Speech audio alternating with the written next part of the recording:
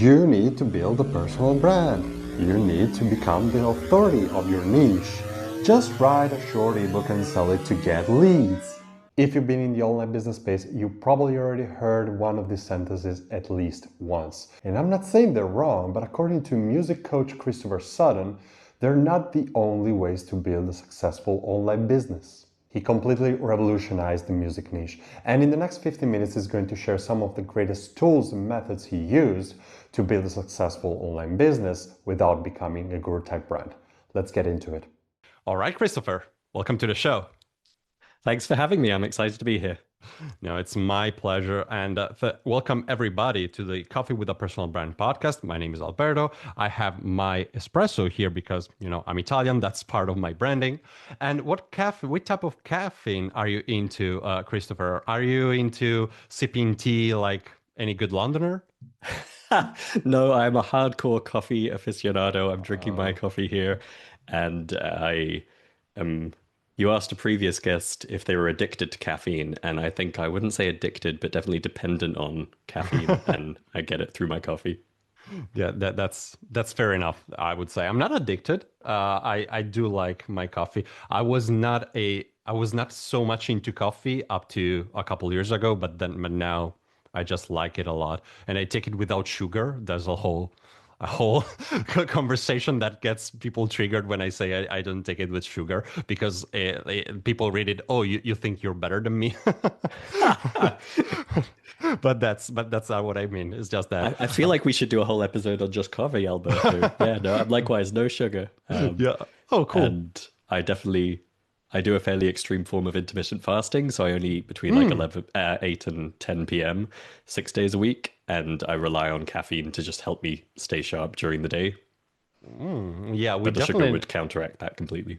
Yeah, I think we need to do like a little extra just about coffee. It's so interesting. But no, let's just start into like I'm so excited to have you today, and I'll also get into why a bit later. But why don't we just start by you can start by sharing your story for those who don't know you. Sure. So I am about 40 years old now, just over the other side of 40, and I live in London with my wife and two kids. I have been a lifelong passionate hobbyist musician, and I accidentally wandered into starting a business in the music education space around 2009. I had grown up a very geeky kid, but always with music as my hobby. And the short version of the story is that I discovered this whole area of musical training called ear training that filled in a massive missing piece for me, where I'd spent over 10 years learning instruments and feeling completely untalented, couldn't play by ear, couldn't improvise, couldn't write my own music, nervous to perform with others on the fly. And it turned out it was all because none of my music education had filled in the ear piece and this inner understanding to get in touch with your instinct for music that I thought was just because I didn't have talent or a gift for music. Turned out it was just I hadn't been taught this whole area. So as a geeky person, I started making iPhone apps in the early days of the App Store to help me with ear training, and I put them out there, and things kind of snowballed from there. And over the past 15 years, I've built my company, which is called Musical U, with the letter U, and we provide online membership, training courses, personal coaching, all around this topic of what we would now call musicality. Yeah, so interesting. And we'll get into the musicality and ear training piece a bit later in the conversation. But just like I am a musician, as everybody can see, and I just love what you guys talk about and what you specifically talk about because, like you said, like you mentioned, like it's something that most people, most music teachers don't even mention, but it's like a massive missing piece, a massive piece when it comes to playing music. So it's just so interesting, and yeah, we'll go deeper about that a bit later. But like I said, I'm so excited to have you on the show because, well, first of all, because we've done projects together in the past, also one pretty recently, and I simply love what you do with Musical You, like I already said. But I'm particularly excited about this episode for one reason because I've been interviewing people that build personal brands in one way or another, and you have a very specific opinion about personal branding. because you do appear on your company's ads and you write emails with your own tone of voice, but you're definitely not the guru type of brand, right? So, why don't you tell us more about how you view branding, the like branding and marketing for your company? Yeah, so I think if this interview can be of value to your audience, I would hope it would be to reach the people who aren't totally convinced they want a personal brand, or maybe they want one, but they feel like they maybe don't have the right personality for it. Because, there's this trope in marketing of the reluctant hero story where the world forces you to step up and be the mission leader. And that truly is my story. Like, I am not the influencer type. I don't enjoy being on camera, creating content, being the face of the brand, having my name out there. That wasn't something I ever aspired to. In fact, quite the opposite. And yet I've found myself through necessity putting my name on things, putting my face on things, showing up on camera, and kind of being the figurehead of the brand. And I've always been careful to establish the business with its own brand. It's never been the Christopher Sutton School of Music. I wouldn't want that. And I think what's particularly interesting or different in our case is that we operate in a market where there's a very extreme tendency towards that guru branding. And I think that is the typical personal brand, right? Like, I am the expert. I've done all these things. Follow me, and you can do all these things too. You can be just like me, is kind of the positioning for a lot of influencers, content creators, personal brands. And that happens a lot in our market. Like, if you look around at the instrument learning sites, most of them position themselves primarily on, we've got the big Grammy award winning rock star musicians, come learn with us and you can be just like them. And I've shared a little bit about our brand, but the core mission of our brand really is the fight against what we would call the talent myth. This idea that only those gods godlike rock star musicians have what it takes. And so then there's this really weird ecosystem, I think, in the market where all these hobbyists are looking up to the guru musicians and aspiring to be like them. But subconsciously, culturally, we're told, well, they're talented and most of us aren't. So I think it leaves the student in this really weird place where they're kind of inspired by those people, but also don't really believe they could ever be like them. And because the whole crux of our messaging is actually talent isn't a thing, it's just you haven't learned the right skills yet. We really take the position that, our team are not extraordinary. Like, we're not born gifted rock star, X Factor, pop idol type gurus in music. We are very, very good at the things we teach, but we are genuinely like our customers. And that goes for me as much as any member of our team. And so it means I've always had this really weird relationship with the idea of a personal brand because A, it didn't really fit my personality to want to put myself out there, and B, it didn't do our customers a service if I did put myself up on a pedestal. And so I would love to say I have it figured out. I'm not sure I do, but I think we've done a good job of leveraging the power of having a person as the figurehead of the brand without putting that person, me, up on a pedestal as the typical personal brand guru. Yeah, yeah. I like what you said really resonates with me and actually opens my mind a little bit, because I never thought about the like you use the lack of a personal brand of a guru in like that is representing the company as like your element of proof in a certain sense because your audience is like the people who just want to learn to play an instrument and they're everyday people, so why not learn by like with everyday people and not from the guru that, like you said, like on one side you admire it but admire them, but on the other side it's kind of scary too. And so yeah, that's a very interesting perspective, and it clearly worked out for you and it's been working out for you, so for musical you in general. So I think that's a very interesting perspective. And I think that this conversation also opens up like a different part of the conversation. Because in general, I think that with personal branding, when I started working a few years ago in this personal brand type of market, I was kind of confused, to be honest, because at first you hear the people that say, "Oh, yes, you need a personal brand because no one wants to learn or listen to a corporate entity, right?" And then but when you dig deeper, you find out that if you build an entire company on a personal brand, it's hard to sell it. Mm. And because if you take out the personal brand, you take 95% of the thing, right? And so you hear people like Hormozy say, well, yes, you need to build a personal brand, but also pair it with like your team and other people, because this way, like the personal brand doesn't have the whole weight of the success, right? So it's not the only key of the single key of the success of that business. And so like I think it does make sense what you say.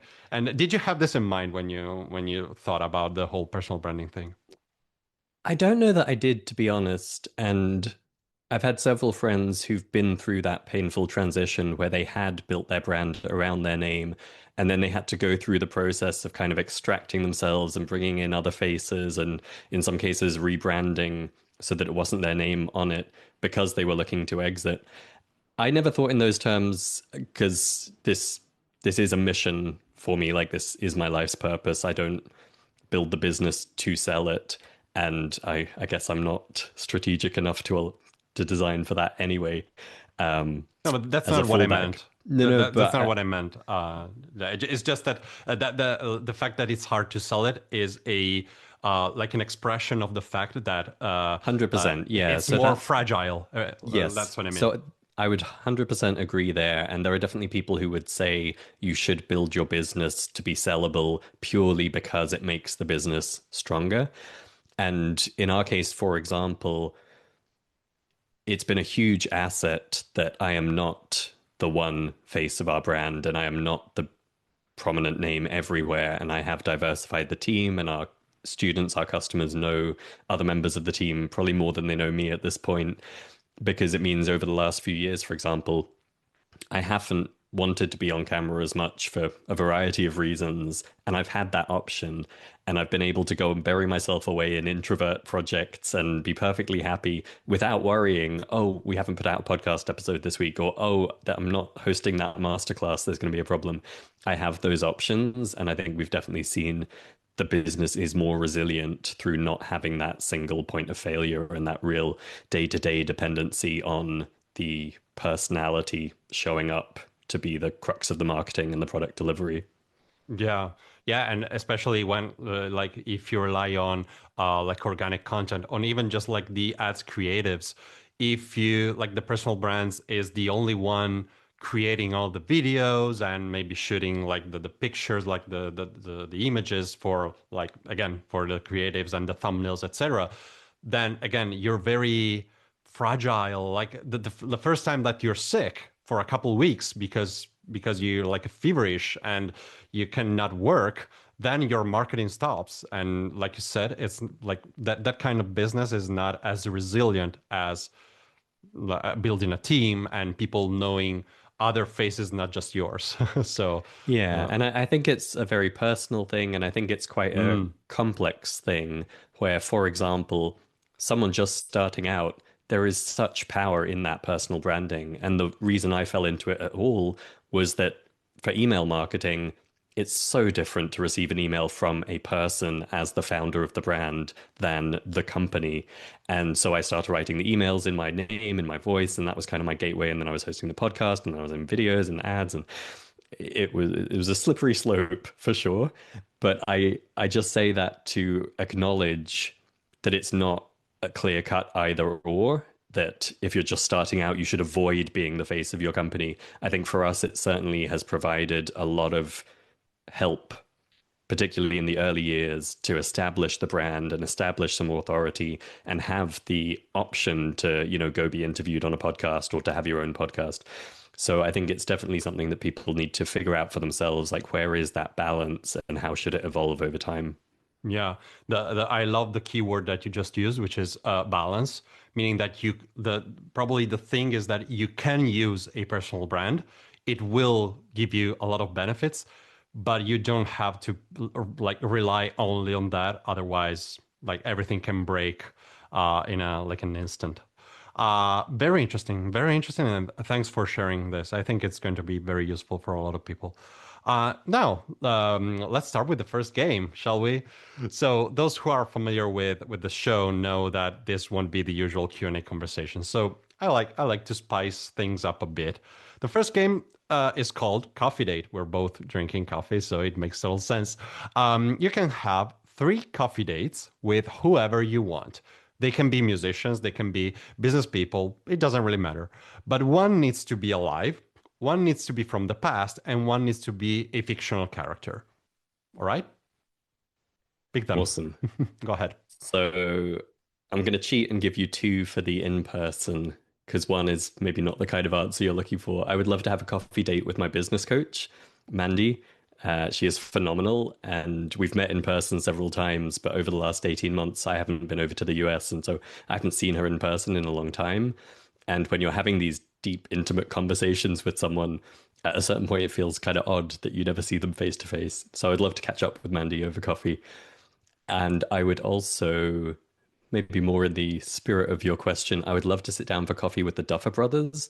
I don't know if Hmm. you're tuned into all the Stranger Things conspiracy theories at the moment. I'm not a conspiracy theory person, but I have been sucked into the fascinating marketing situation right now regarding the Stranger Things finale. And it's amazing to watch because it's either the best post finale marketing ever or the worst. And we don't quite know yet. So I'd love to sit down and find out what's going on. Someone dead, Frank Zappa. I think he's a musician I've always loved, and I don't want to take us in a political direction, but I feel like it would have been really good for us to have Frank Zappa over the last 5 or 10 years, just out there making noise. So I'd love to have coffee with Frank. And fictional, oh, I would choose Leslie Knope from Parks and Recreation because she is my spirit animal. I think if you need a jolt of good-hearted, inspiring energy, there's no one better than Leslie Knope. Interesting. Well, you passed the first game. Congrats. Woo! How did it go? How do you feel? Was it I feel good. I feel oh, good. I awesome? cheated, Alberto. I've watched your Uh, previous episodes. but I knew this was coming. you came prepared. All right, yeah, but it was a good cheat, meaning that you didn't like cut one of the characters. You just added more, so it's good. It's okay.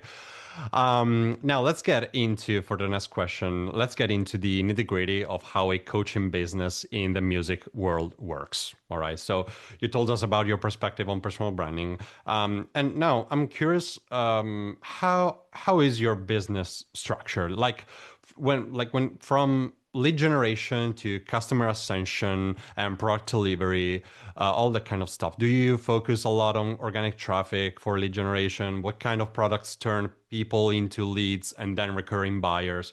All that kind of stuff, just so that maybe there are people that are listening that do have a coaching business, but it's from another niche. And so maybe your perspective and your inside info, quote unquote, can be useful. Sure. So I would say our product suite has evolved pretty substantially several times over the years. And probably the most valuable thing I can share is just the importance of having a core recurring revenue product at the heart of the business. And, that's not that unusual to say. A lot of gurus preach recurring revenue, membership, subscriptions for sure. But through all the twists and turns, it, in retrospect, has benefited us hugely to have that at the heart of things. You asked about traffic. We were for 10 years purely organic. Then we switched hard to paid advertising for a combination of reasons we can go into if you'd like. And so we've been very paid traffic dependent for the last 4 or 5 years. that can be very volatile. Offers can burn out, ads can fatigue, platforms can have issues, and it can make for a real roller coaster. That's okay if things are all feeding into something much more stable. And the great thing about recurring revenue is it doesn't vary that much month to month. Yes, there's churn. Yes, you're always working on retention. You're making sure the customers are happy. You work on ascension, all that good stuff. But it gives you a stability that really is a game changer compared with if you only do one-time purchases. And that was true from the very beginning for us. We launched our membership in 2015, and that was the first time I felt I could hire a team. We'd already been in business 5 years, but I'd only hired one-off freelancers because I had no idea how much money would come in the next month. Whereas as soon as we had that membership, there was some kind of predictability, there was less volatility, and we've built up to a team of 10 to 15, depending on how you measure it. And that was only possible because I knew as a baseline, we can expect this month to month. So at this point, we have one main front end product, which we advertise to bring in new customers.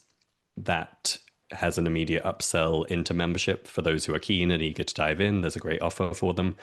And there's subsequent email marketing automations to put other courses and the membership in front of them again. We have a high ticket coaching program. So a year-long one-to-one coaching experience that, a certain proportion of the members are interested in, able for, ready for. And so we have a phone sales process and admissions process to make sure we can identify those people and bring the right people into that program who are really set up to thrive with it. So that's the kind of simple value ladder in Russell Brunson terms, is front end one-time purchase into membership recurring with a high ticket ascension offer. Okay, a couple like technical question. Do you have any free offer to gather leads on the very first front end, or do you only rely like the first touch point is already paid? I would say yes and no. As I mentioned, we were organic only for 10 years, and that worked. Which is awesome, to be honest. Like, I didn't know that 10 years only organic. Like, that's it's incredible. Good and bad. So the benefit, to come back to your question, is we have a website that gets tens of thousands of visitors per month organically. That has thousands of articles. It has several email opt-ins. It has a link to our store. We published a podcast for 250 episodes. All of that is out there. What I might not have predicted was the steeply diminishing returns of continuing to produce that content. And I'll acknowledge that part of that is our strength is not video. There are companies that are killer at video. They'll make amazing short form or long form. That just isn't in our DNA. And I haven't managed to crack it, to be honest. And these days, obviously, everything is video first. So arguably, if we were in a different position or had a different team, we would still thrive by just putting out free content every day, every week. For us, we really saw diminishing returns, putting out text content, putting out the podcast, putting out the video podcast. And that was part of why we shifted over to paid traffic, because we were growing, but incredibly slowly. And so it got to a point where it just became very hard to justify the ROI of putting out new free material, purely because we have such a big back catalog. It's not that we don't want people to try free stuff from us first, absolutely, but we're 1,000, 2,000 articles in, 200 podcast episodes. Like, there's a limit to how much a fresh person coming in really needs of new stuff. So for that reason, we moved away from organic. But to come back to your question, we certainly do have a plethora of free stuff for people to try before they would consider our other offers. Makes total sense. Yeah, you already have a lot of free stuff already available. I'll tack on a footnote just for full clarity, which is we also have not succeeded in paid advertising for free stuff. And I know a lot of people have found that too, where you can generate very cheap leads, as they would say, like you can get people onto your email list very cheaply with Facebook ads, but those people tend not to open emails. They tend not to buy anything from you. And so it can be just kind of a vanity metric exercise. And for us, we get really great customers who find us organically through our free material, and we get really great customers by promoting a paid offer. But we've never had great success trying to promote free content to bring people into our ecosystem, apart from some very basic audience building, boosting of videos that are on social media. Yeah. And it's true that it really depends on the I'm not saying I wouldn't say the business model, but it depends on the company. There are companies that are really good at turning freebie seekers into like high ticket buyers in the matter of months. And but in many cases it's very hard and very expensive. And so I do see what you mean. And I think Um it's market dependent. If you're in yeah, B2B, putting out a white paper and promoting yeah. that, those people are in the market to pay money for something. In a hobby education space, I I don't want to put it too strongly, but there is kind of a dichotomy between people who are ready to invest in their learning and people who are just only ever going to watch free stuff on YouTube and freebie stuff on the web. So we've just found like if you try and attract the people who want free stuff, they just want free stuff. And if you try Mm. and attract the people who are willing to pay for something, they tend to pay for something. Yeah, yeah, yeah. That's true. Well, yeah, maybe it's too simplistic in a certain sense because it really depends on the situation. But I do like it. I've seen it multiple times in multiple niches. Like that. That's very true. And one other question. So we talked about the front end. You mentioned your high ticket product in the middle, like the middle end. Do you run like a lot of workshops, like middle ticket, stuff like that, live events? What do you do between like the book and the paid the one-off product in the front end and like there's the membership like you said, and then we have the high ticket offer. What's in the middle if there's anything else? Yeah, so like any business that's been around as long as ours, we have accumulated a whole range of products we can offer people. And so if someone comes in, for example, with our front end, but they don't want a recurring product like membership, we do have a dozen or so standalone courses that they'll learn Mm, about via email and they might consider. And then on the other side of membership, we do have a premium membership tier that is kind of the done with you version of where our membership provides the DIY. And so people can ascend into that. It's not group coaching, but it's much more of a live, done with you group experience. interesting, interesting. And it really sounds like you mix DIY and like done for you, done with you, and all that kind of stuff. So that's Yeah, like, so I yeah. mean, even our DIY is very live supported. So we have a Mm, live call every week just for questions and support, and we have a monthly masterclass, and we have other instrument specific calls and that kind of thing. So it is a very dynamic, vibrant membership. It's not one of these Kajabi sites where you log in, there's some videos, and that's that. And we focus a lot on the community aspect. So we have, tens of thousands of members generating hundreds, thousands of posts every week discussing the material, discussing their musical journey, and it's a really thriving community. And that's a big part of what makes our membership sticky yeah. and valuable to people. Yeah, it really sounds like your success with Musical You is not like a coincidence. You really follow the playbook of the coaching business. There's high ticket, front end, middle ticket. You have recurring revenue. You mix organic and paid traffic. And so, yeah, I think like in the last 10 minutes, you did like a masterclass in how to build an online business. And so, yeah, everything And resonates. it's kind of you to say that, but I'll just underscore we're 15 years in. Like, this is Yeah. something we've assembled piece by Oh, piece. yeah, it's not The fast. coaching program, for example, is only in the last 2 or 3 years. For a long Mm, time, it was just courses or just membership. So it's something that does evolve. And as you say, we've kind of ticked all the boxes now in the traditional blueprint, but yeah. it's something that you need to respond to the market with and figure out what's the right next step to build that value ladder. Yeah, also because like 10 years ago, probably you didn't have to create the high ticket offer, the middle end, the front end, the lead generation. You didn't because you just had to say, hey, here's my course. It's $97. Buy it. Here's the link. Um, 100%. And in the last that's, few years, yeah. it's been a big focus for us to try and simplify that value ladder, not least so that our customers can understand, okay, what would be next for me rather than having 15, 20 products in front of them and no idea how they all fit together. So Yeah. you're constantly kind of adding things where necessary and streamlining down wherever you can. Yeah, makes sense.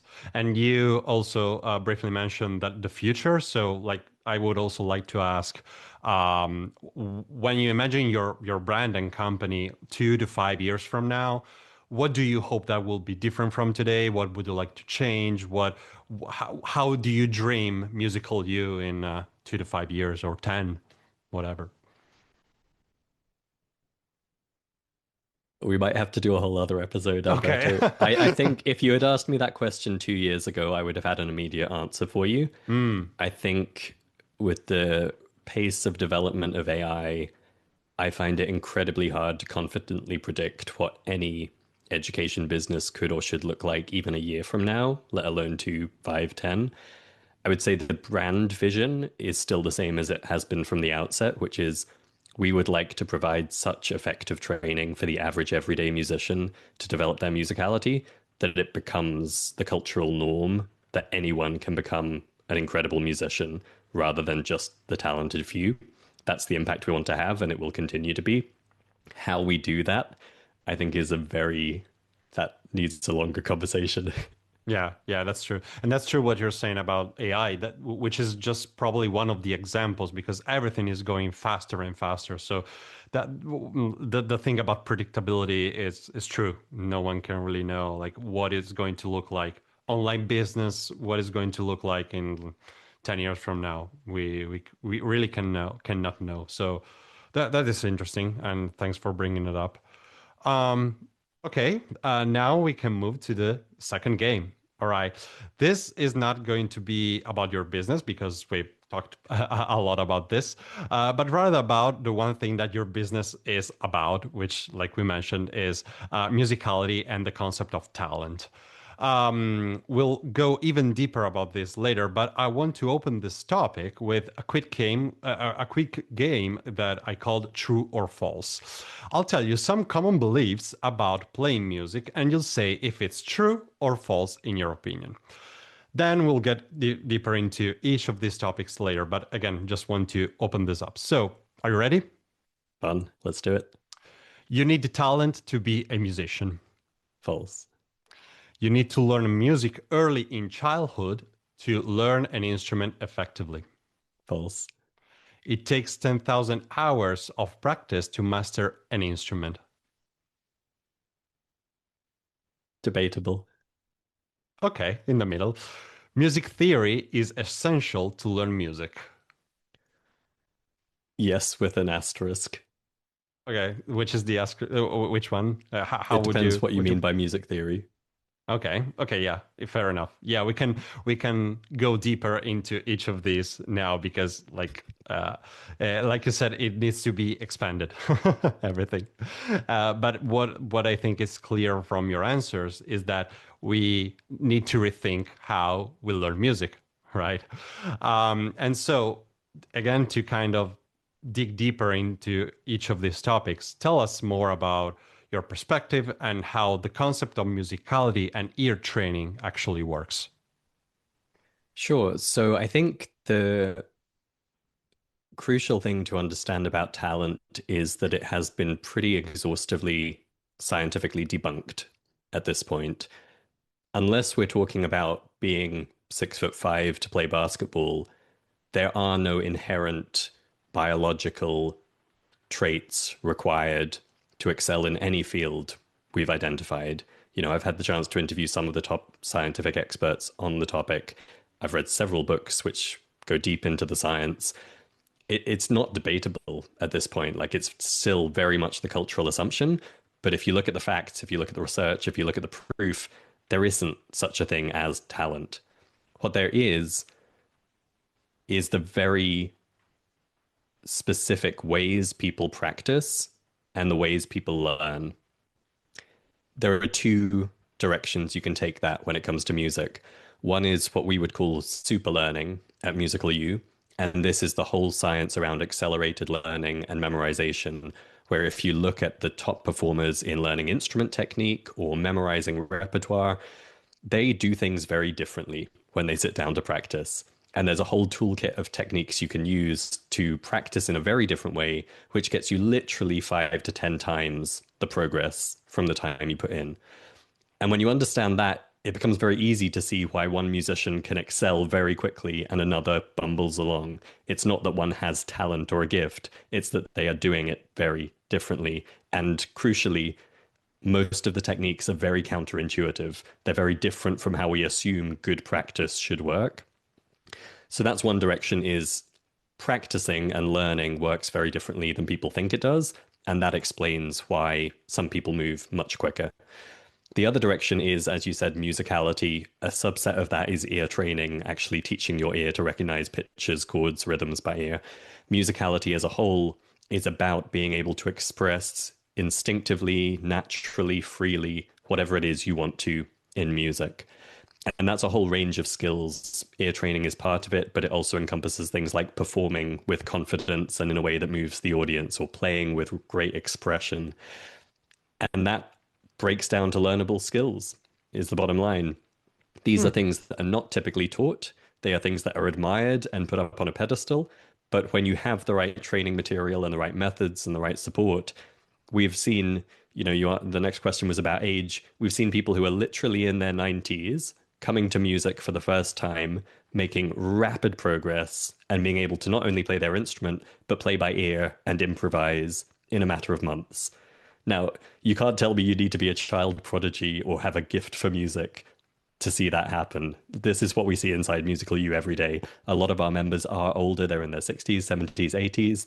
A lot of them spent their whole life being told they were tone deaf or not talented or didn't have what it took to be a musician. And when we put the right methods in their hands, they make rapid progress and finally feel like the musician they always thought they should be. And so it's why I was responding so quickly and kind of laughingly to your questions, is I know that the cultural assumption is still this talent idea, and so many people are left out in the cold. But inside Musical U, we're just like, it's kind of laughable at this point to believe in anything like that. Wow. Wow. It's incredible that with your company, you're going against culture and you're proving that culture was wrong the whole time. And so so incredible. And how about the 10,000 hour rule of mastering an instrument? So that's an interesting one. I think I said it was debatable. We are never about promising overnight results. I just said we've seen amazing transformations, but it takes months. Like, it takes dedicated effort. It's not that you can instantly wake up tomorrow and do these things. 10,000 hours is the tricky one because that phrase comes from the research of Professor Anders Ericsson, who sadly passed away, but he's one of the people I had the chance to interview and go deep with about this whole topic. He was a pioneer in the field of what's called deliberate practice. And that is kind of the cornerstone of those super learning techniques I referred to earlier. It's not the only part of it, it's just the kind of foundation. But what's kind of sad is that his work in deliberate practice was very clear about what works, how it works, and the results it can produce. Malcolm Gladwell, all credit to him, writes great books, but he took that phrase, 10,000 hours, and brought it into the mainstream in a way that then became interpreted as, you will not be a master until you have put in 10,000 hours. And it becomes this burden around people's necks of, oh, just got to grind away and put in the hours. You can put in 10,000 hours driving your car and still be a really bad driver, right? The crucial thing is how you're practicing, excuse me, how you're spending that time. And the uplifting part is, if we strip away that idea of it takes 10,000 hours and focus on what are you spending them on, that deliberate practice that was the genesis of that phrase, actually you can get very good in 20 hours. You can get better than most people in 100 hours. And that really transforms the opportunity for people once they understand it's not about putting in the hours. It's just about practicing in the right way. And you can get the same results in 100 hours that someone bumbling along would take 10,000 to get to. You just debunked half of personal development gurus right now because they're going to be pissed because, no, look, Malcolm Gladwell, no, that's 10,000 hours. Yeah, but what you're saying makes total sense. And how do you describe music theory then? Because you said it depends on how you describe it. Yeah, so I think the clearest way I can explain it is with an example. We did this really fun series of episodes on our podcast, which was Beatles Month, and I interviewed 6 or 7 Beatles experts, people who had devoted their lives to studying the Beatles. And it was fascinating. And the reason we did it was because they're often held up as the epitome of you just need talent and you don't need to learn music theory. You've just got to have the instinct for it. Because, the Beatles, by all reports, didn't study theory. Now, the reason this is really interesting for us, thinking about it from a musicality perspective, is that the Beatles absolutely understood music theory. And if you talk to the experts, if you hear interviews with them, that is crystal clear. They didn't crack open a textbook, they didn't always know the right names for things, but they understood at a very deep level which chords go together, which notes work, what should I play next to sound just right. And so the reason I said it depends what you mean by music theory is we would 100% say to be a great musician, you need to understand music on a very deep, instinctive level. The traditional music theory textbook tends to be very bad at getting you there. And the reason is it's taught in a very dry, factual, intellectual way, almost a scientific or mathematical approach to understanding music. And that stuff's not bad, it's useful. And to someone like myself who's mathematically inclined, I quite like that way of thinking about things. But it is almost always missing out. But what does that sound like?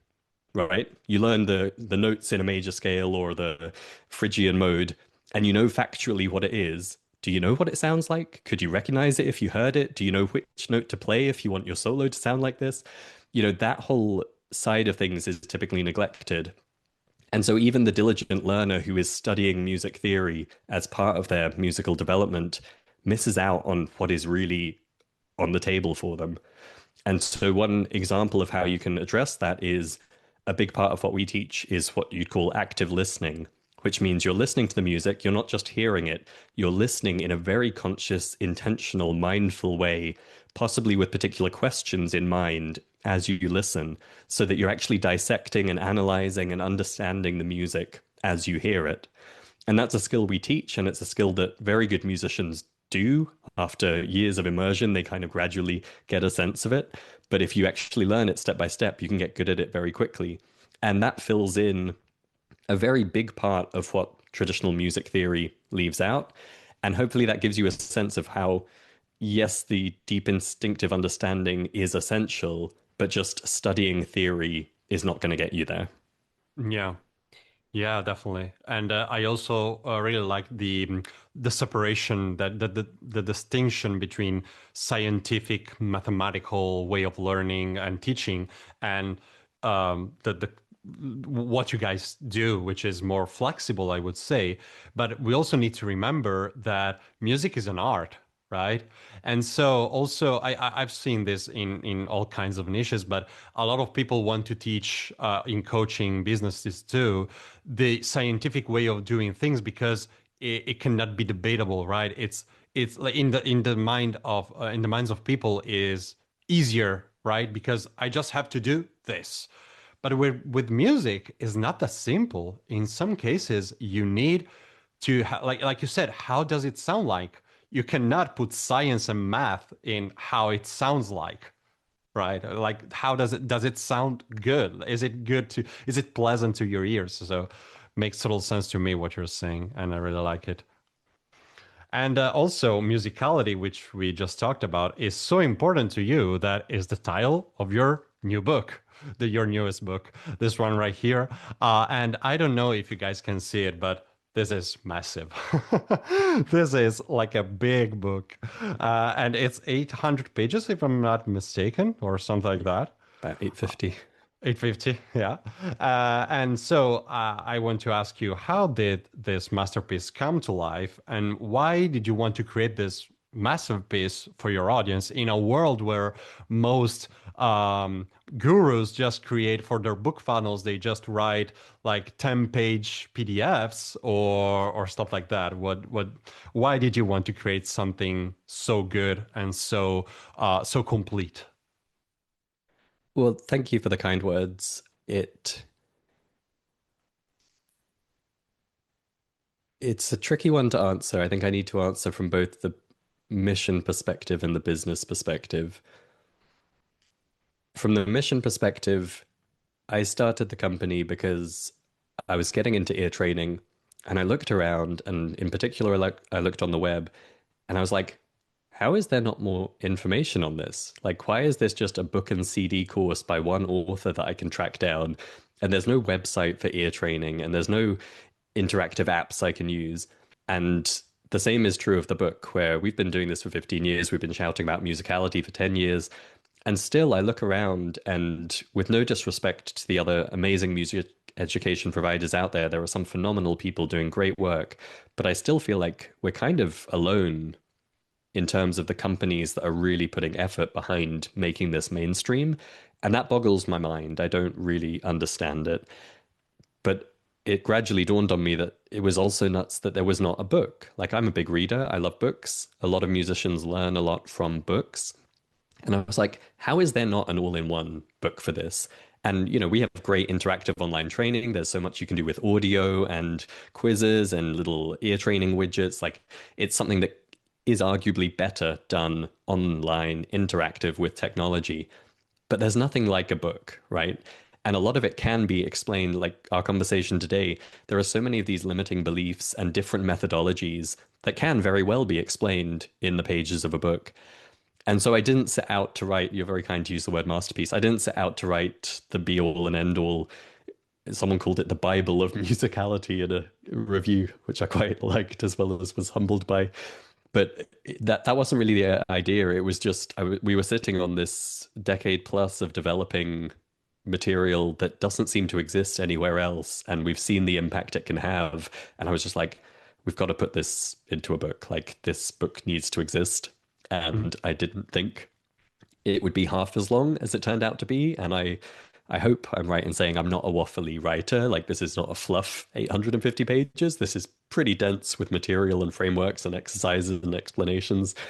But it needed to be that long. I didn't want it to be a 10-book series because it all interweaves so much. If you're reading this in chapter 2, we need to make reference to that in chapter 7 because it is a very holistic development you go through. And so it needed to be all in one, and it turned out it needed to be that long. Mm-hmm. From the business perspective, yeah, it's funny you mentioned the free plus shipping or lead magnet type books. No disrespect, like there's a place for that for sure, and we could do it ourselves. I wouldn't look down on it. But what's funny is that this book costs us it costs us a lot to print each copy because it is hardcover, because it's 850 pages. This is not something we can do a free plus shipping with, and it's not something we can sell for $10 as much as I would like to. And so we were talking earlier about like the blueprint for a education or coaching business. This is not the blueprint book at all. And I have friends and peers and respected fellow entrepreneurs who tell me I've done it wrong for that reason, because it would probably be a better asset for the business if it had been a 100-page paperback we could do a free plus shipping offer for. But what I would say is I've been hugely humbled and heartened by the reception it's had, both from our existing customer base and new readers, and the reviews it gets on Amazon. And it seems like it is doing the job I wrote it to do in terms of having an impact. And I made reference earlier to our one front end offer. At the moment, that is the book. Like, it's not a free plus shipping. It's not the prototypical blueprint model, but we are successfully promoting it with paid ads to new cold audiences and getting it into people's hands. And that's really exciting to me. Yeah. And I also, since you finished with the you ended your intervention with the business side. It makes sense in the 2026 type of online coaching business, because most people have understood, I think, that you need, like, information is not the asset anymore. Is like the implementation, right? And so it does make sense to give everything you have in one place, so that they can just get everything that you have. Like, you're not holding back on anything, and if they want to implement, they can ask you some help, you and your team. I mean, you as musical they can ask you. Like, I think that probably in business terms it would have been like a worse, like as a like it wouldn't have been like a great strategy like 10 years ago because information was more valuable because people were again paying for just courses and not implementation. But today I think I want to like assure you that it also makes sense in that sense because again you're giving everything away. You're not holding back on anything because you also help them in other ways and in with implementation. So I This think is that it. If someone picks up the book, they can have great success with just the book. For a certain proportion of people, they're going to want the audio, they're going to want the interactive, they're going to want the support, they might want the coaching. Those people will find their way to us. And so it made no sense to me to hold back anything. And from the mission perspective, even if we promote the book, we break even, and none of them come to us for more stuff, we're getting this information out there. Like that's what we're here to do. And yeah. so that's kind of a no lose situation. Yeah, you're generating the impact that you're trying to have, and so that's the best thing, I guess. And I also read in the book that it almost didn't see the light, this book, because Napoleon Hill actually had a role in the final version of this book. Am I correct? Oh, interesting. Yeah, so I guess it ties in with personal branding, doesn't it? I I tried to get this book project going a few times. Like once it had dawned on me it should exist. All honesty, we then included it as a bonus in a membership offer we did. And I was like, we've got all this text content, we've got the material. This is something we can knock up in a month or so. I'll include it in the offer. We'll send them a free copy. That will be awesome. Wow, was I wrong? It turned out that yes, we could have slapped all our text content together in a PDF and printed it and sent it to people. That was not the book this needed to be. And we went through a couple of iterations trying to have the team work on it and me trying to do it in an efficient way. And we made some progress, but it was turning into a very dry textbook with all these different writing styles. And I felt like it wasn't exciting to me. It wasn't what it needed to be.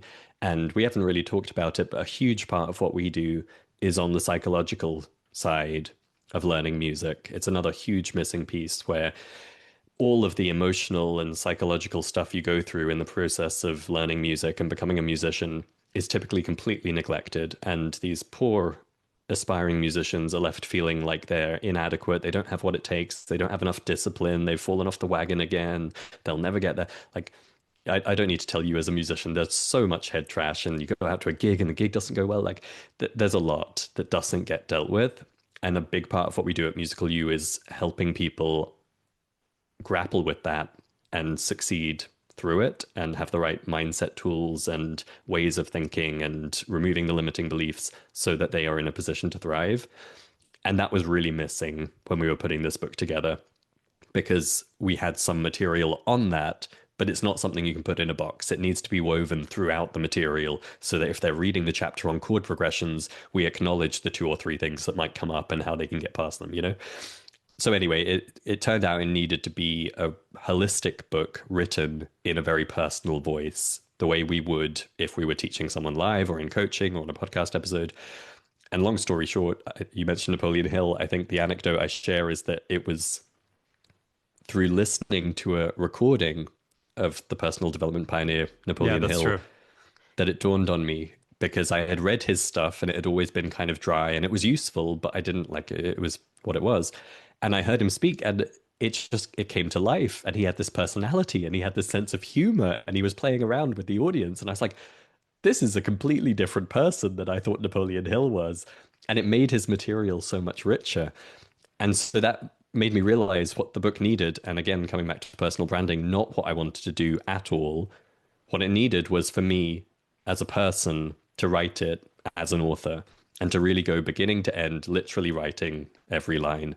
And that brought it together in a holistic way. It meant I could weave things together. And I hope I've heard in some reviews, it comes across in that very emotionally supportive, emotionally understanding way that we know is critical if it's going to actually have the impact on the reader.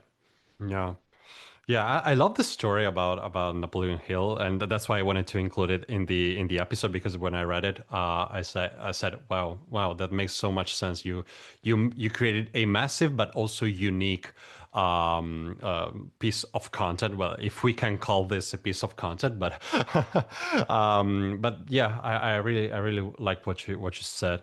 And I really like also what you said about the psychological help, because in one way or another, what like there's always quote unquote personal development, meaning that if you want to grow as a musician, there's always the psychological aspect, which is getting demotivated, seeing some progress, but then you then stop for a couple days without practicing, and then like you lose everything, and you need to get again the will, yeah, really the will to get back to your to your progress. But it's hard, and so I think that that's something that most coaching business do not understand, that whatever path that you want to, whatever goal that you're trying to get, like starting a new business, get in shape, or learn an instrument, the psychological aspect, like who cares about information? Information is everywhere, even on ChatGPT now. So